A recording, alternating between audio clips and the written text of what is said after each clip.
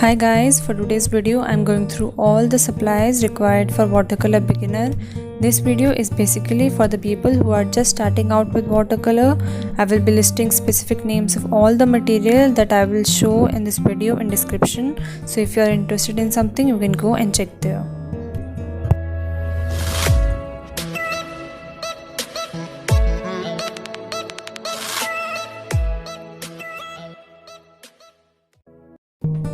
Hi, myself Anshika. Today let's talk about watercolor supplies.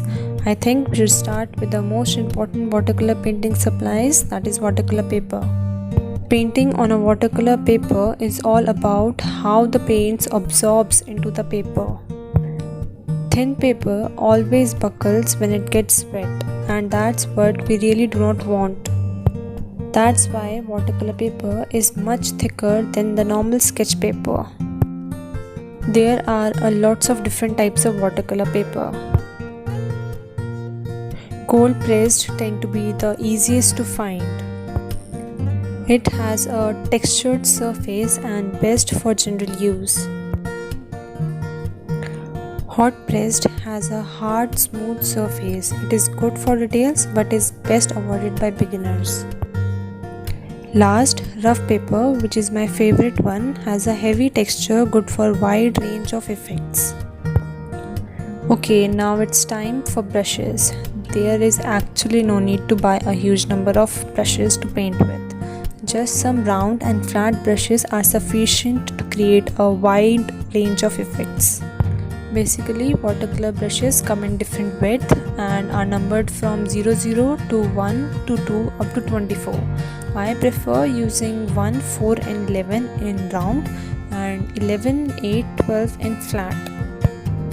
So it's time to talk about watercolor paints. You can find watercolor paints in these 4 types: dry watercolor, moist watercolor, creamy watercolor and last, liquid watercolor.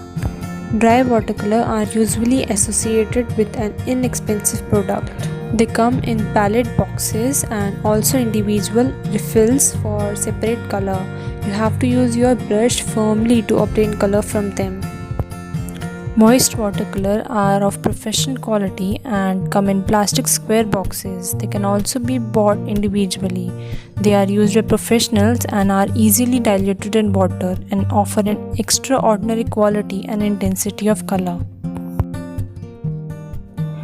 Creamy watercolor come in tubes. They are also professional quality. They dilute immediately in water and gives the same transparency as moist colors.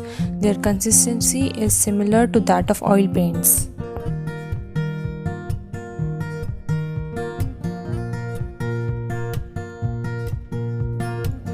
Lastly, we have liquid watercolors, which come in small jars and are commonly used by illustrators, but most watercolor artists use them for painting backgrounds. Professional artists mainly use tubes and moist watercolor, but still it is difficult to give advice on to which one is the best. I think it depends on skill and in which type of paints you are comfortable with. I mainly use tubes and moist watercolor as they are very easy to use and I am totally comfortable with them. For sketching the artwork, you do not need anything fancy. You just need to keep in mind that watercolor is transparent medium. You can see the pencil through, and when you paint on the pencil, you cannot erase it for some reason. That's why I like to use these 2H and H pencils. They work best for me.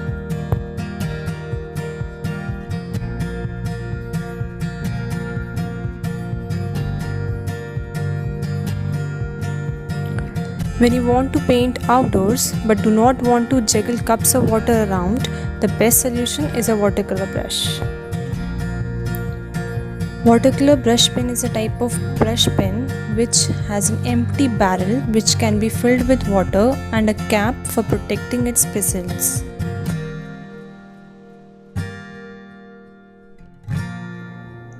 Although they are not the perfect substitute of normal brushes, but best while traveling and painting out.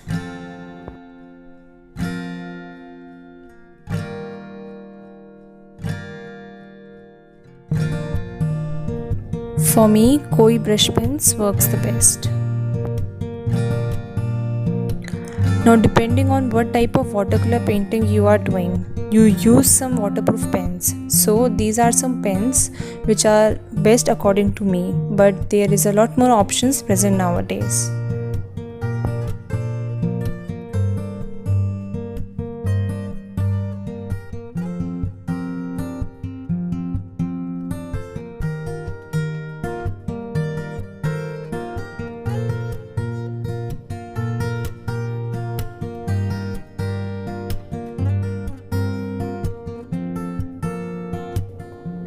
Oh, now let me tell you, I always use masking tape before doing my paintings, as it gives a border to my painting and it just makes my painting look finished and nice when I'm done.